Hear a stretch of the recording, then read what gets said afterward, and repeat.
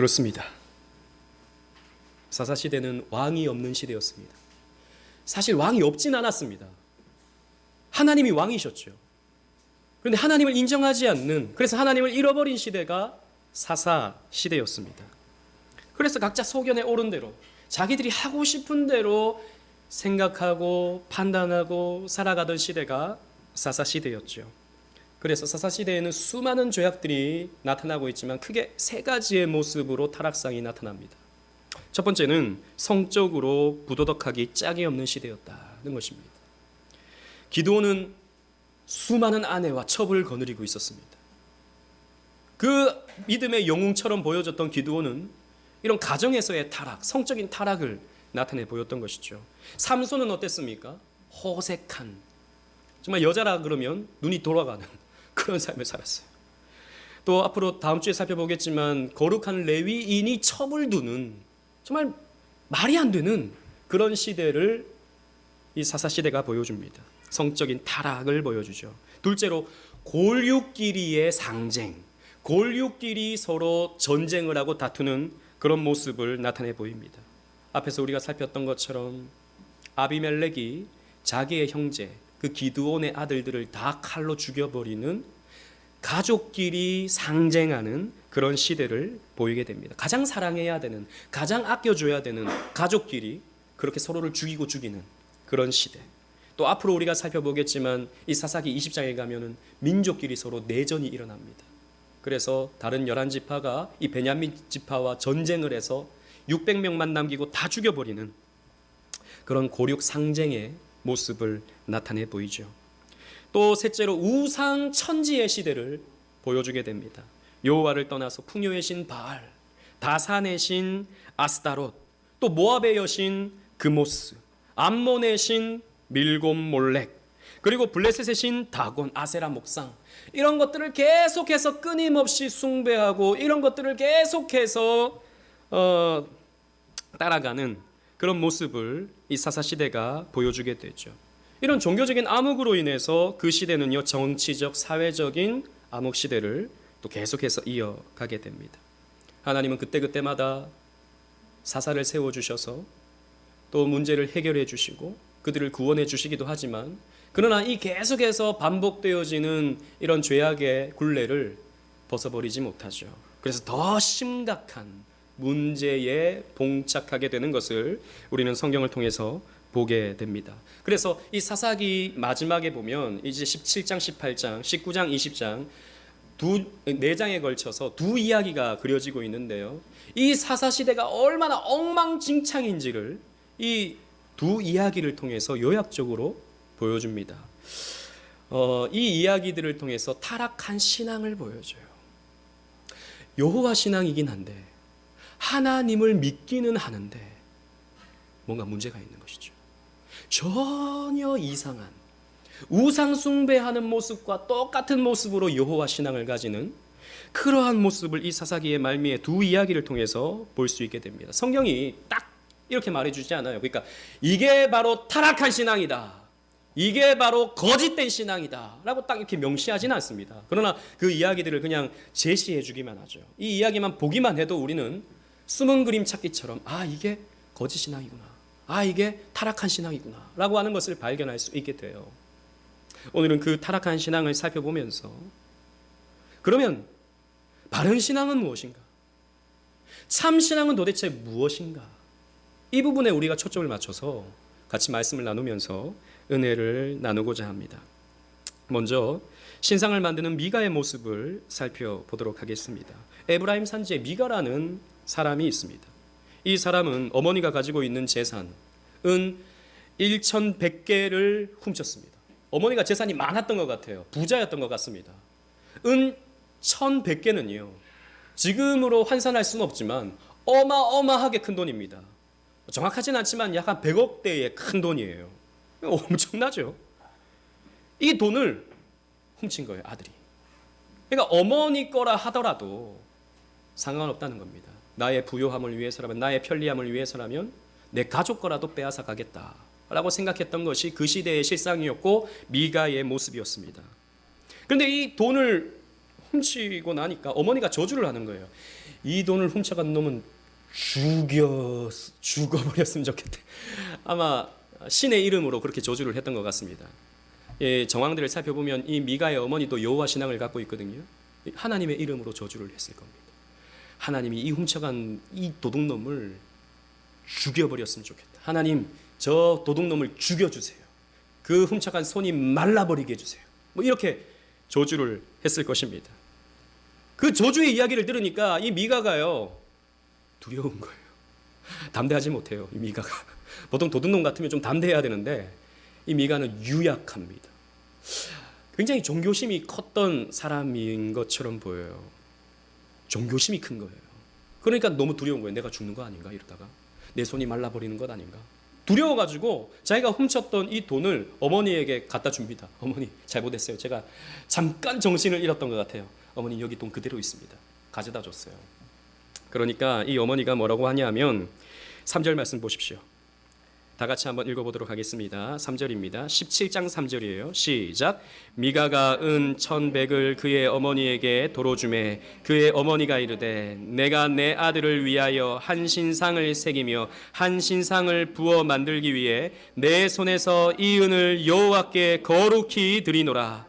그러므로 내가 이제 이 은을 내게 도로 주리라. 아멘.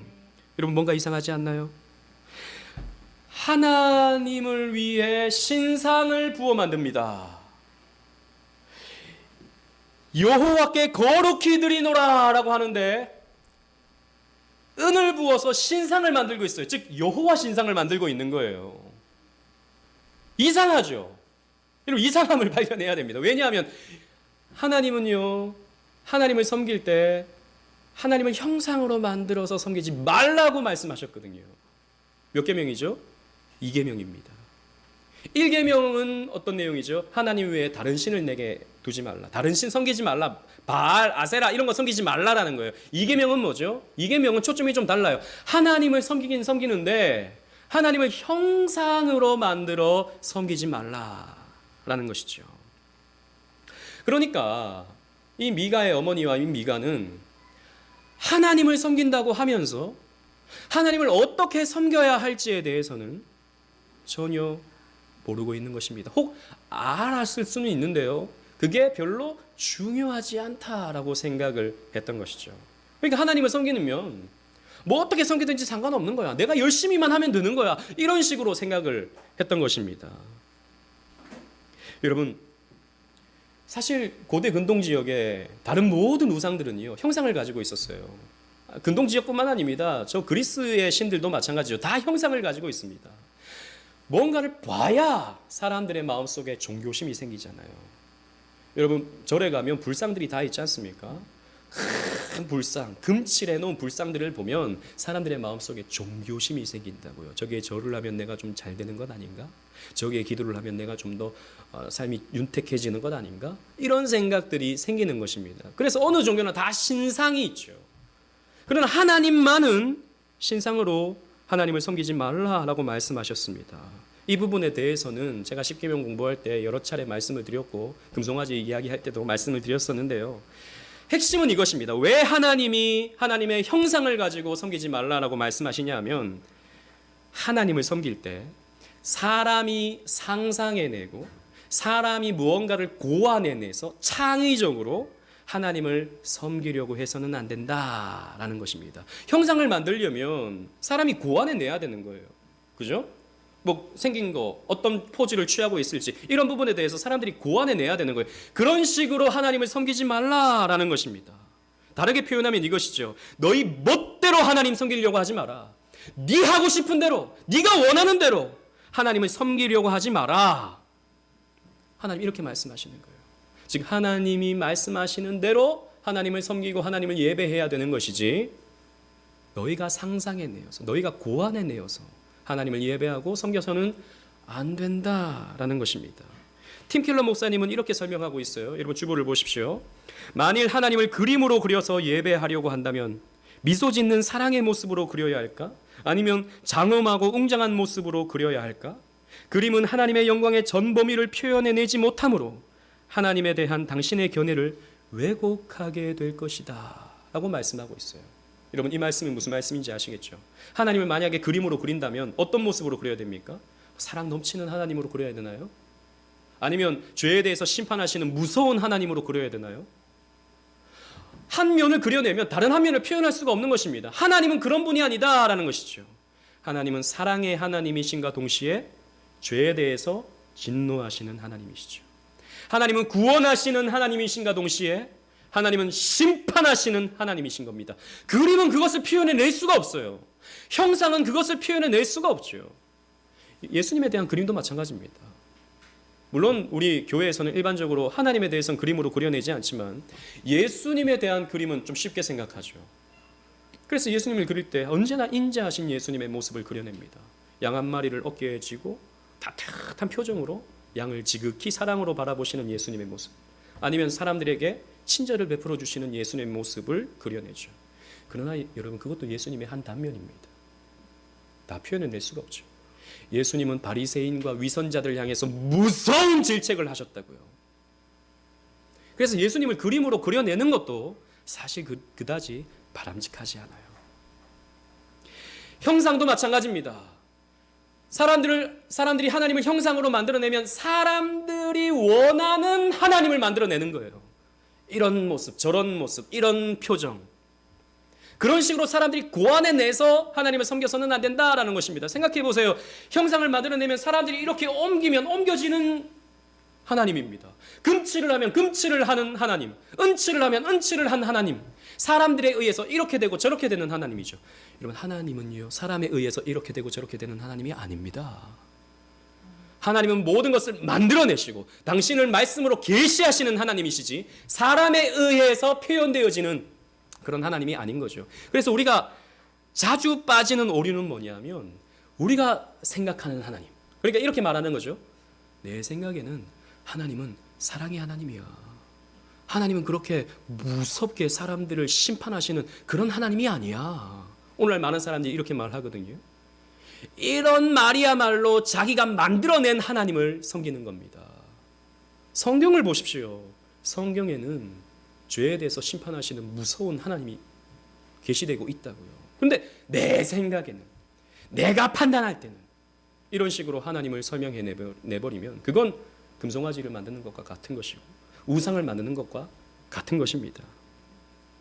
오늘날 많은 기독교인들도요, 물리적으로 우상을 만들어내고 형상을 만들어내진 않지만 은근히 자기가 상상하는, 자기가 원하는 하나님을 머릿속에서 만들어냅니다. 그러니까 여러분들이 교리를 공부하지 않으면, 여러분들이 하나님이 어떤 분인지 교리적으로 공부하지 않으면 여러분들이 상상해내는 교리를 여러분들의 머릿속에서 만들어냅니다. 그래서 교리 교육이 중요한 거예요. 아우, 따분하게 왜 그런 거 배워? 왜 하나님을 그렇게 교리 속에 가두어도? 아니에요, 여러분. 그 교리를 배우지 않으면 엉뚱한 교리를 가지는 것입니다. 자기가 만들어낸 우상의 교리를 말이죠. 여러분, 우리의 하나님은 어떤 하나님이십니까? 형상의 하나님이 아니에요. 형상에 갇혀진 하나님이 아닙니다. 물리적 장소와 형체에 갇히는 하나님이 아닌 우리의 하나님은 영이신 하나님이시죠.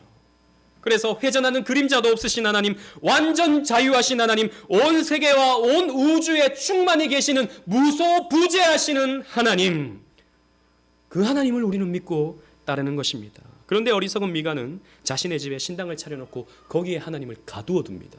자기가 만든 하나님을 거기에 가두어 두죠. 5절 말씀 보십시오. 그 사람 미가에게 신당이 있으므로 그가 에봇과 드라빔을 만들고 한 아들을 세워 그의 제사장으로 삼았더라 라고 했어요. 여러분, 재미있는 것은 이 신당을 만들어 놓고요, 거기에다가 여호와 신상을 세워 놓고요, 에봇까지 만들어 놨어요. 에봇은 뭐냐면 제사장들이 이 가슴에 차는 조끼 같은 것이거든요. 그런 것도 만들어 놓고 거기 에봇 안에는 우림과 둠밈이라고 하는 하나님의 뜻을 알게 만들어준 판결 도구가 있습니다. 그것까지도 만들어 놓은 거예요. 드라빔까지 만들어 놨어요. 드라빔은 뭐냐면 큰 신상이 있잖아요. 그건 들고 다니지 못하잖아요. 이걸 들고 다닐 수 있게, 어디에서나 둘 수 있게 만들어 놓은 작은 신상을 드라빔이라고 말합니다. 모바일 신상이죠. 그러니까 고색은 다 갖춰놨어요. 게다가 자기 아들 가운데 한 사람을 제사장으로 딱 세워놓은 거예요. 자, 신당이 있어요. 신상도 있어요. 에봇도 있어요. 제사장도 있어요. 그러니까 성소에 있는, 그러니까 성막에 있는 그럴듯한 도구들을 다 갖다 놓은 거예요, 집에. 이렇게 하면 하나님이 날 좀 잘 봐주시겠지 라고 생각을 한 거죠. 그런데 또 한 사람이 등장합니다. 돈을 쫓는 레위인이에요. 7절 말씀, 8절 말씀, 제가 7절을 읽고 여러분들이 8절을 또 읽도록 하겠습니다. 유다 가족에 속한 유다 베들레헴에 한 청년이 있었으니 그는 레위인으로서 거기서 거류하였더라. 그 사람이 거주할 곳을 찾고자 하여 그 성읍 유다 베들레헴을 떠나가다가 에브라임 산지로 가서 미가의 집에 이르매라고 했습니다. 8절 다 같이 읽기로 했죠. 근데 제가 읽어버렸네요.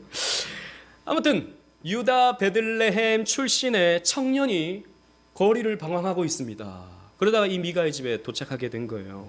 물었습니다. 어디서 왔느냐? 물어보니까 이 사람이 대답하기를 내가 유다 베들레헴 출신인데 제가 레위인입니다. 이렇게 딱 말을 하는 거예요. 아이고 잘됐다. 아이고 레위인, 우리 집에 제사장이 필요했는데 당신이 제사장을 하면 좋겠다. 라고 이렇게 말을 해주게 됩니다. 근데 여러분 여기서도 좀 이상한 점을 여러분들이 발견하셔야 돼요. 왜냐하면 원래 레위인은 아론 계열의 레위인들은요 어디서 거주해야 되냐면 성막에 거주해야 됩니다. 성막에 거주하면서 거기에서 이 성전 업무를 봐야 돼요. 아론의 자손들은. 그리고 그 외에 레위 지파들은 어디에 있었냐 하면 하나님이 지정해 주신 48성읍에 흩어져 살아야 됩니다. 전 이제 가나안 땅에 흩어져 살면서 그곳 주변에 있는 각 지파 사람들에게 율법을 가르쳐야 돼요. 이 레위인들은 율법을 가르치고 또 절기를 가르치면서 절기가 때가 되면 저 이제 실로가 있는 곳까지 가서 예배할 수 있도록 도와주는 역할을 이 레위인들이 해야 됩니다. 그래서 늘 그들에게 가르치고 또 그들이 하나님께 드리는 11조를 가지고 그 11조를 레위인들은 먹고 살아야 되거든요. 이 땅이 없기 때문에, 그러니까 농사지을 땅은 없기 때문에. 그런데 지금 이 레위인은 자기 거주할 곳이 없는 거예요. 그러니까 어떤 것입니까? 이 시대가 하나님 말씀을 가르치지 않는 시대였던 거예요. 그러다 보니까 사람들이 헌금하지 않죠. 11조를 하지 않죠. 그러니까 레위인들이 먹고 살 방법이 없으니까 이리저리 유리방황하게 된 겁니다. 그러다가 이 미가의 집까지 오게 된 것이죠. 그런데 이 미가가 이 레위인을 딱 보니까 너무 좋은 거예요. 내가 내 아들을 제사장으로 삼았는데 사실 이거는 바람직하지 않아. 원래 제사장은 레위인이 하는 거지. 이렇게 생각을 했던 겁니다. 그러니까 이 미가의 머릿속에도 어렴풋하게나마 율법에 대한 생각을 조금은 가지고 있는 거예요. 율법에 대한 지식이 조금은 있는 거예요. 그러니까 이렇게 제안을 합니다. 여러분 10절 말씀 보세요. 다 같이 한번 읽어보도록 하겠습니다. 10절 시작. 미가가 그에게 이르되 내가 나와 함께 거주하며 나를 위하여 아버지와 제사장이 되라. 내가 해마다 은열과 의복 한 벌과 먹을 것을 주리라 하므로 그 레위인이 들어갔더라. 아멘. 보십시오. 내가 당신에게 해마다 은열과 의복 한 벌과 먹을 것을 주겠다. 즉 먹고 살아갈 수 있는 삶의 터전과 돈과 먹을 것 다 주겠다. 그러니까 여기서 제사장 해라 라고 한 거죠. 여러분, 그런데요 여러분, 이 레위인이라고 하는 것은 이 사람은 율법 전문가거든요. 그러니까 이 사람은 어떻게 하나님을 섬겨야 할지 어릴 때부터 철저하게 교육을 받아온 사람입니다.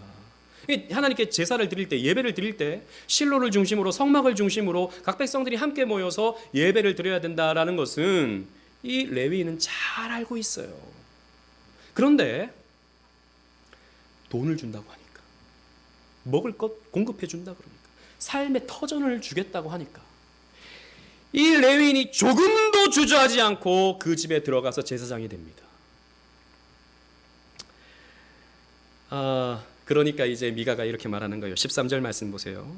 13절에 이에 미가가 이르되 레위인이 내 제사장이 되었으니 이제 여호와께서 내게 복 주실 줄을 아노라 라고 하고 있는 거예요.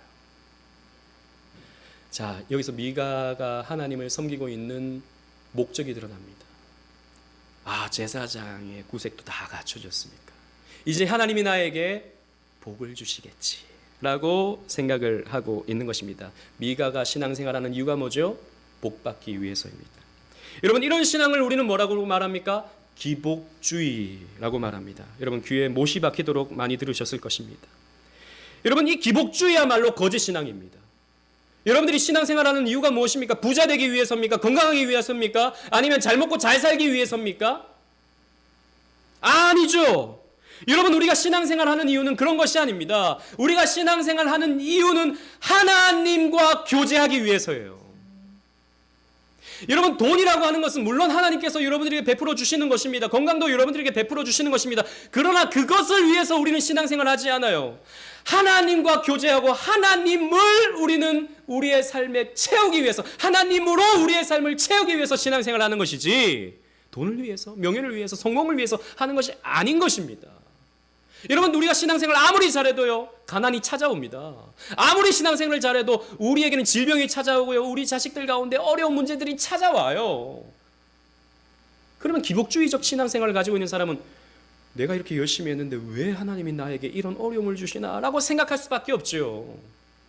거기에서 신앙이 무너지는 것입니다. 아니요, 하나님이 우리의 목적입니다. 하나님과 교제하는 것이 우리 신앙의 목적이에요. 그래서 어려움이 찾아와도, 문제가 찾아와도 하나님이 나와 함께 하시기 때문에 그 어떤 어려움도 이겨낼 수 있는 것이 우리 신앙의 내용이 되어야 되는 것입니다. 하나님이 목적입니다. 그런데 레위인은 어땠죠? 돈이 목적이었어요. 이 미가도 어떻겠습니까? 돈이 목적이었어요. 미가가 해마다 은, 열과 의복 한 벌을 먹을 것을 주리라 라고 하니까 조금도 주저하지 않고 그 집의 제사장이 되어버리는 것입니다. 돈을 주니까. 돈 주니까. 돈의 말씀과 신앙 양심을 팔아버린 것이죠. 바울은요, 목회자인 디모데에게 편지하면서 이렇게 경고했습니다. 디모데전서 6장 10절 말씀 보십시오. 우리 주보를 보시고 다 같이 읽어보도록 하겠습니다. 시작. 돈을 사랑함이 일만하게 뿌리가 되나니 이것을 탐내는 자들은 미혹을 받아 믿음에서 떠나 많은 근심으로써 자기를 찔렀도다. 목회자가 빠질 수 있는 가장 큰 유혹은 돈을 사랑하는 거예요. 이것이 악의 뿌리가 됩니다. 그래서 많은 근심으로써 결국 자신을 찌르게 되는 거예요. 여러분, 저는 목회자인데 저는 돈을 좋아할까요? 고개를 끄덕이기는 좀 그렇죠? 저는 돈을 아주 좋아합니다. 별로 공감을 못 하시나요? 저는 돈을 좋아해요. 그래서 위험합니다. 그래서 돈이라고 하는 것은 저를 무너뜨릴 수 있는 정말 위험한 것이 되는 거예요. 돈의 장사가 없습니다, 여러분. 저뿐만이 아니라 우리 모두가 마찬가지예요. 그래서 돈이라고 하는 것은 언제나 우리에게 우상이 될 수 있는 겁니다. 왜 나를 너무 편안하게 만들어주니까. 내가 할 수 있는 거 돈이 다 하게 만들어주잖아요. 그러니까 돈은 언제든지 여러분들에게나 저에게나 걸림돌이 될 수 있는 겁니다. 그런데 목회자가요, 이 돈 맛을 보기 시작하면 무너지기 십상인 것입니다. 여러분, 목회자는 돈을 벌기 위한 직업이 아닙니다. 오늘날 많은 경우에 목사가 청빙을 받아갈 때 나에게 사례를 얼마를 주는지 이런 것들을 생각하는 경우가, 물론 여러분 잘 모르시겠지만 그런 일들이 있어요. 제가 예전에 깜짝 놀랐던 일이 있었는데, 제가 섬겼던 교회, 다른 교회에서 섬기다가 안수 집사님인데 교회로 옮겨오셨어요. 그 자초지종을 듣는데 어떻게 그런 일이 있나 싶더라고요. 그러니까 그 교회 목사님이 자기 사례에 대해서 이제 뭐 당회에서든 뭐 공동회의에서든 논의하는데 자기가 요구하는 만큼 안 주는 거예요. 그러니까 나 설교 못 하겠다라고 그 주일에 예외 진례를 안 한 겁니다. 설교를 안 한 겁니다. 상상이 가셔요? 그 얘기를 듣고 제가 깜짝 놀랐어요. 아니, 세상에 그런 일이 있나? 있더라고요.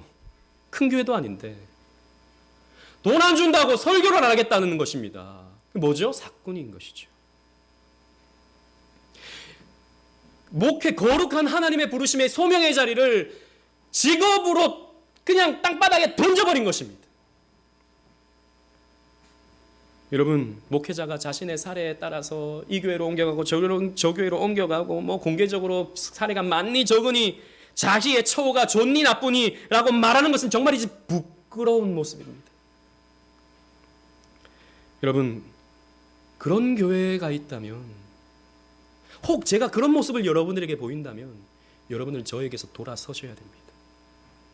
아유, 목사도 사람인데 다 연약함이 있으니까 아유, 기름 부음 받은 자를 우리가 어떻게 대항할 수 있어. 그러면 안 되지.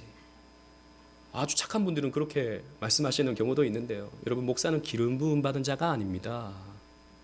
제가 뭐 다윗이에요? 제가? 제가 뭐 선지자입니까? 목사 안수 받은 게 무슨 기름 부음 받은 것입니까? 구약이 그런 의미입니까? 그런 것이 아니에요. 여러분, 그런 교회를 다니는 사람들은요, 돌아서야 됩니다. 그런 부분에서요, 정확한 입장을 취해야 됩니다. 그렇지 않으니까 교회가 이상해지는 겁니다. 목사들이 이상해지는 거예요. 여러분, 오해하지 마세요. 목사도 사람입니다. 연약한 모습은 있을 수 있어요. 너무 큰 기대를 하지 말아야 됩니다. 그러나 여러분들은 분별하셔야 되는 거예요. 돈을 위한 사람인지 사꾼인지 아니면 말씀을 전하는 사명 감당하는 자인지 분별을 하셔야 되는 겁니다. 그냥 목사라고 다 아멘 아멘 하는 것은요, 오히려 더 나의 신앙을 무너뜨리게 되는 결과를 낳게 되는 것입니다. 더 슬픈 거는요, 이 레위인은 어떤 사람인지 처음에는 소개하지 않다가 마지막 18장에 가면 이 사람의 정체가 드러나요. 여러분, 18장 30절 말씀 다 같이 한번 읽어보도록 하겠습니다. 18장 30절입니다. 시작. 단 자손이 자기들을 위하여 그 새긴 신상을 세웠고 모세의 손자요 게르솜의 아들인 요나단과 그의 자손은 단 지파의 제사장이 되어 그 땅 백성이 사로잡히는 날까지 이르렀더라. 아멘. 놀랍게도 이 레위인의 이름은 요나단이며 이 아버지는 게르솜이고 이의 할아버지가 모세입니다. 모세, 우리가 잘 아는 그 모세. 그 모세의 손자가 돈 때문에 자기 신앙 양심을 팔아먹고 한 가정의 제사장이 되어서 은신상을 숭배하고 있다고요. 모세의 손자가, 물론 여기서 손자라는 표현은 실제로 3대의 손자일 수도 있고요, 그냥 후손일 수도 있습니다. 몇 대에 걸쳐진 후손일 수도 있어요. 중요한 것은 그 뼈대에 있는 가문, 대단한 가문, 모세의 후손 가운데 이러한 신앙 팔아먹은 레위인이 있더라라는 거예요. 무서운 말입니다. 여러분, D.A. 카슨이라고 하는 신학자는요, 이런 말을 했습니다. 한 세대는 복음을 알고 다음 세대는 복음을 당연하게 여기고 3세대는 복음을 잃어버린다. 역사에서는 그런 패턴이 계속 반복되어져 왔어요. 첫 신앙을 가지는 집은 뜨겁죠. 첫 신앙을 가지는 데는 뜨겁습니다. 그러나 그 자식은 그 복음이 당연해요. 3대에 가면 어떻게 됩니까? 그 신앙을 잃어버리게 되는 결과가 나타납니다. 그래서 여러분, 신앙의 교육이 너무 중요한 거예요. 모세의 가문도 이랬습니다. 그럼 우리는 어떻겠습니까? 잃어버리기가 너무 쉽죠. 그래서 신앙 교육이 너무 중요한 거예요. 그리고 또 시선은요, 18장에 들어가면 단지파에게 향하게 됩니다. 18장 1절 말씀 다 같이 또 읽어보도록 하겠습니다. 시작. 그때에 이스라엘에 왕이 없었고 단지파는 그때 거주할 기업의 땅을 구하는 중이었으니 이는 그들이 이스라엘 지파 중에서 그때까지 기업을 분배받지 못하였음이라. 아멘. 단지파가 기업을 분배받지 못했다고 성경이 가르쳐주고 있는데요, 여러분, 앞에서 성경을 쭉 읽어오신 분들이라면 여기에서 뭔가 좀 이상하다라는 것을 알 수 있을 거예요. 단지파가 기업을 분배받지 못했습니까? 아니요, 분배받았어요. 여호수아 19장 40절로 48절에 보면 단지파가 분배받은 성읍들에 대해서 소개하고 있습니다. 많은 땅을 분배받았어요, 단지파는. 그런데 왜 18장 1절에서는 거주할 기업의 땅을 분배받지 못했다고 말하고 있는 것입니까? 분배받지 못한 게 아니에요. 분배받지 않았습니다, 이 단지파는. 왜요? 사사기 1장 34절에 이렇게 기록하고 있어요. 여러분, 주보에 있는데요, 다 같이 읽어보겠습니다. 시작. 아모리 족속이 단 자손을 산지로 몰아넣고 골짜기에 내려오기를 용납하지 아니하였으며. 아멘. 여러분, 단 자손이 이 땅을 분배받았는데 그 땅에 누가 있습니까? 아모리 족속이 있는 거예요. 그들과 싸워서 이 땅을 정복해서 이 땅을 기업으로 얻어야 되는데 싸우기 싫은 거죠. 왜요? 거기에는 무서운 무기들을 가지고 있으니까 싸웠다가 내가 죽을 수도 있다, 다칠 수도 있다, 무서우니까 산지에서 단지파가 살았습니다. 그런데 아모리 족속이 없어집니까? 아니요, 점점 더 강성해지거든요, 이 사사시대에. 그러니까 땅이 없는 거예요. 싸우긴 싫고. 그러니까 이들이 어떻게 합니까? 땅을 찾아 떠나게 됩니다. 하나님이 주신 기업은 여기 나무리 족속이 있어서 못 차지해. 그러니까 우리는 새로운 땅을 찾으러 가자 라고 하면서 이 땅을 포기하고 5명의 정탐꾼들이 땅을 찾아 저 북쪽까지 헤매게 됩니다. 그러다가 이 에브라임 산지에 미가의 집에 다다르게 된 거예요. 이 집에서 한번 묵어볼까?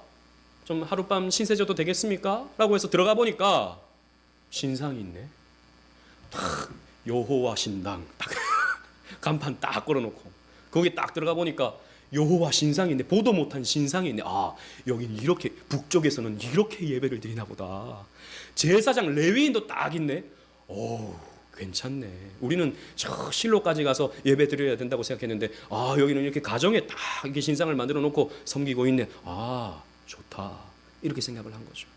그래서 딱 물어봅니다. 5절 말씀 보세요. 18장 5절 말씀 보세요. 그들이 그에게 이르되, 레위인에게 이렇게 묻는 겁니다. 청하건대 우리를 위하여 하나님께 물어보아서 우리가 가는 길이 형통할는지 우리에게 알게 하라.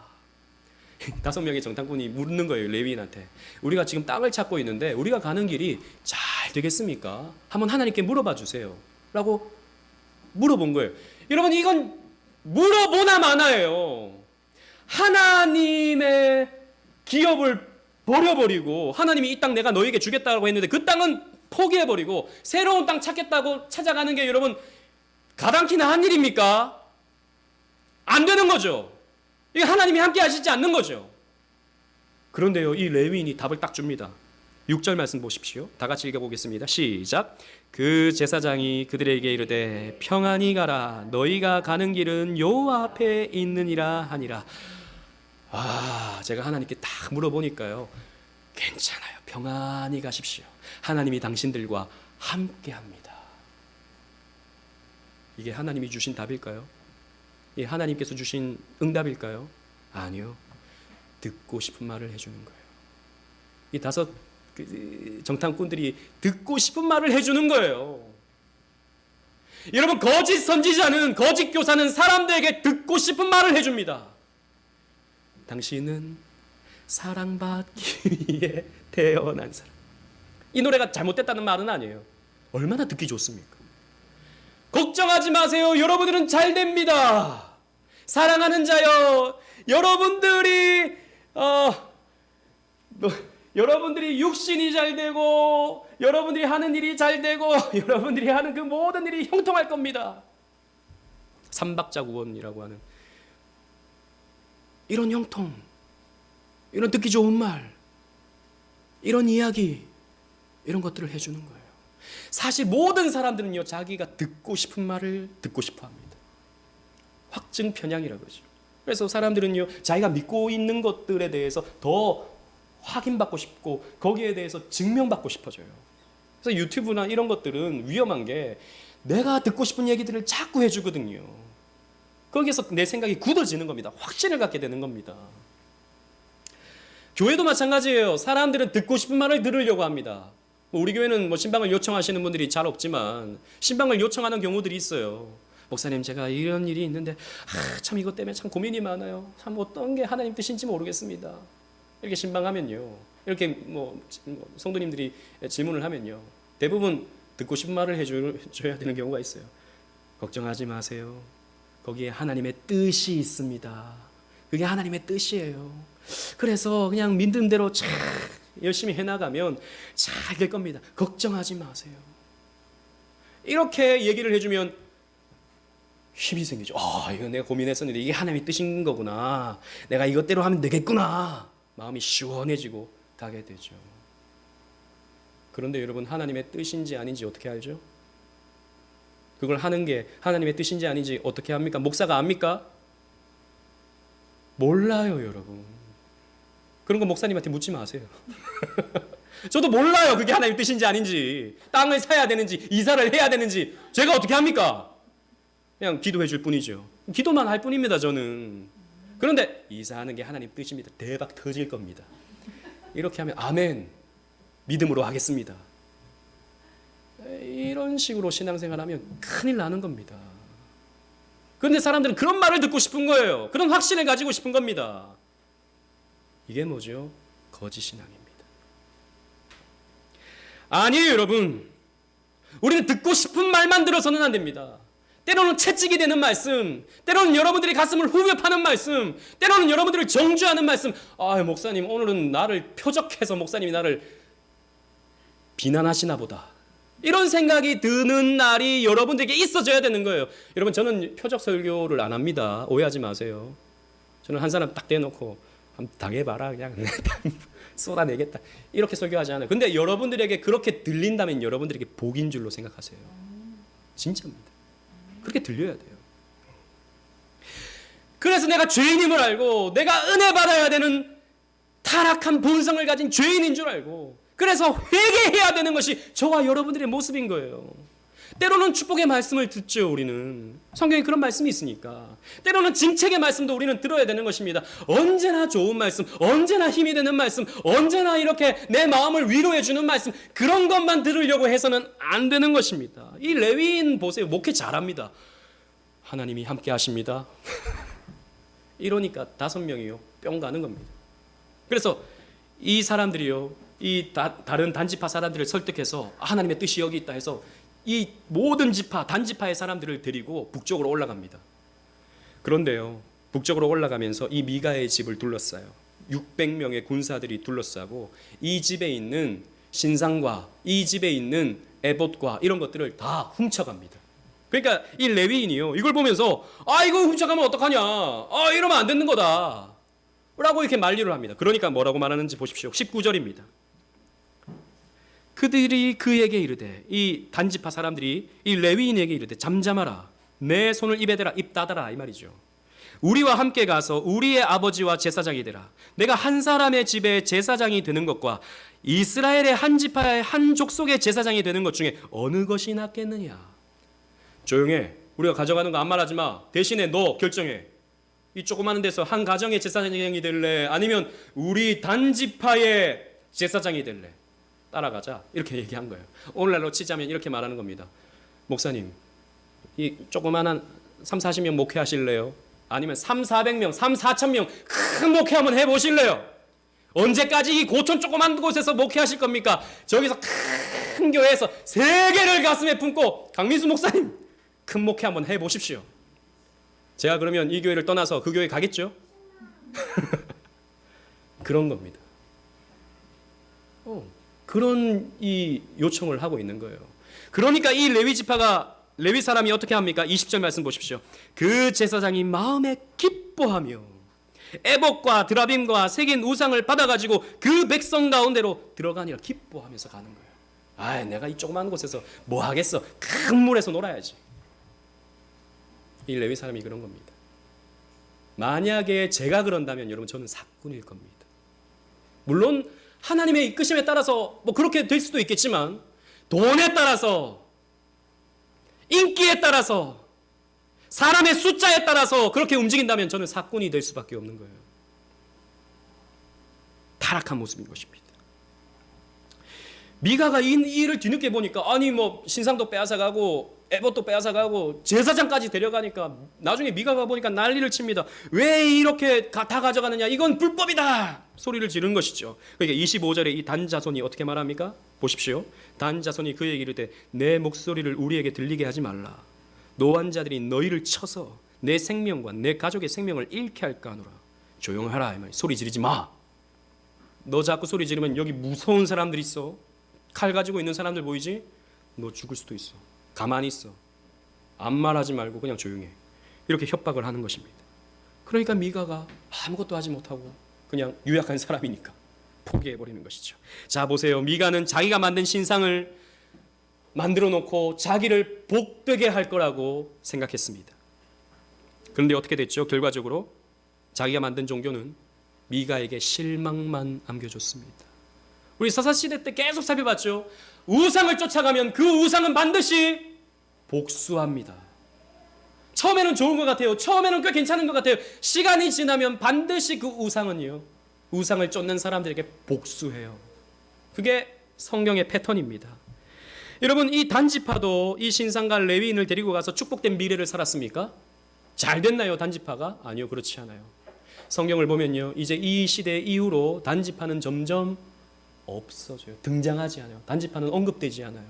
실제로 요한계시록 7장에 보면 하늘의 백성들, 하늘의 그 언약 백성들이 하나님 앞에 서게 되는데 거기에 각 지파의 그 명단이 나옵니다. 그런데 거기에 요한계시록 7장에 보면 단지파만 빠져 있어요.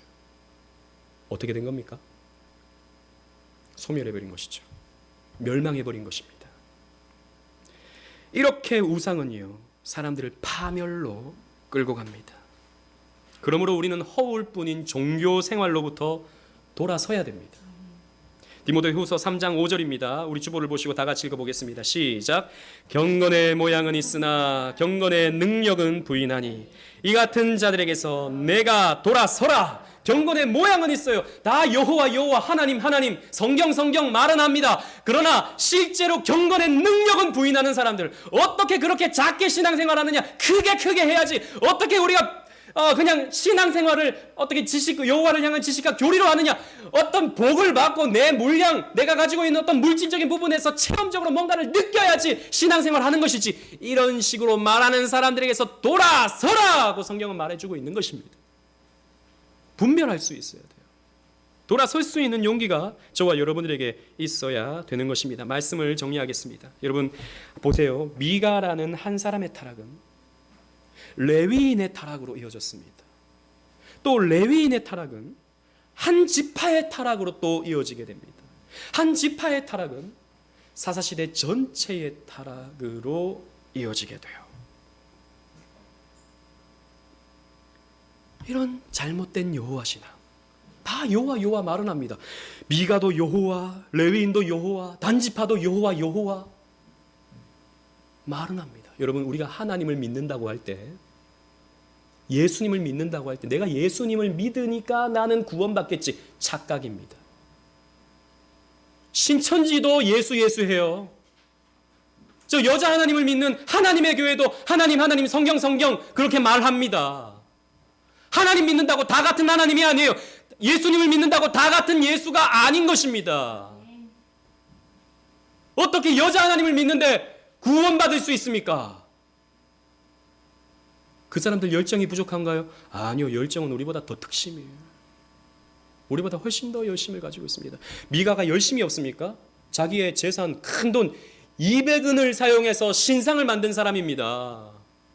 열정은 부족하지 않아요. 레위인도 열정이 부족하지 않습니다. 단지파도 열정이 부족하지 않아요. 무엇을 믿느냐가 중요한 것입니다. 어떻게 믿느냐가 중요한 거예요. 여러분들이 하나님을 믿는다고 하면서도 실제적으로 그 하나님이 성경의 하나님이 아니라면 여러분들은 우상을 숭배하고 있는 겁니다. 살펴보셔야 됩니다. 여러분들이 믿는 하나님은 어떤 하나님인지.